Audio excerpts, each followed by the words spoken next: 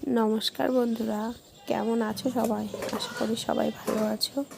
আজ আরেকটি নতুন ভিডিও নিয়ে চলে এলাম। আজকের রেসিপি চিড়ে ভাজা।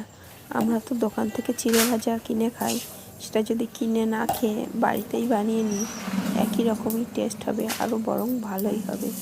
বাড়িতে টাটকা তেল দিয়েই বানানো যাবে। দোকানের দিনের পর দিন ওই একই তেলেই ভাজা হয়, সেটা না করে পেট খারাপও হবে না, আর বাড়িতে করে নিলে বেশ ভালোই হয়।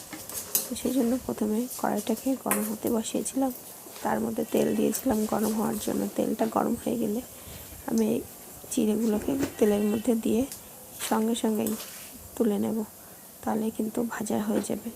খুব একটা লাল লাল করে ভাজবো না, অল্প অল্পই ভেজে নেব। তেলটা গরম থাকলে সহজেই ভাজা হয়ে যাবে। তেলের মধ্যে দিয়ে ভাজছি, চিড়ের মধ্যে কিছুটা তেল থাকবে, বেশি তেল যাতে এর মধ্যে কাগজটা পাতিয়ে নিয়েছি ঝুড়ির মধ্যে, তাহলে ঝুড়ির গায়েও বেশি তেল লাগবে না, বেশি তেলটায় কাগজ টেনে নেবে।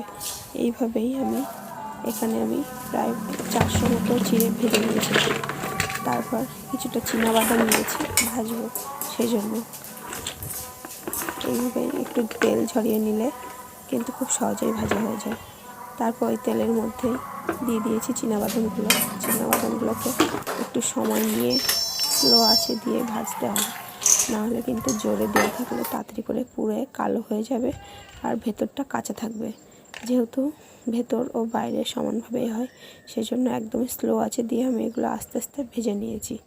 এগুলো ফুটেও কিন্তু গায়ে আসতে পারে, সেজন্য আস্তে দিয়ে ভাজলে অত গায়ে লাগার ভয় থাকবে না।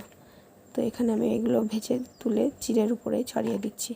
তারপরে এর স্বাদটা একটু বাড়ানোর জন্য দেব কারি পাতা।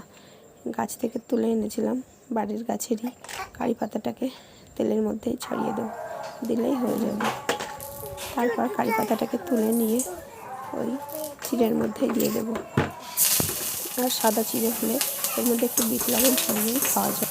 প্লেন চিড়ে ভাজা লবণ দিয়েও খেলে ভালো লাগে, কিন্তু আর একটু স্বাদটা বাড়ানোর জন্য আমি এখানে দেবো একটু শুকনো লঙ্কার গুঁড়ো, জিরে গুঁড়ো, মরিচ গুঁড়ো। এইভাবে দিয়ে সবগুলোকে ভালোভাবে নাড়াচাড়া করে মিশিয়ে নেব, তাহলে রেডি হয়ে যাবে চিড়ে ভাজা।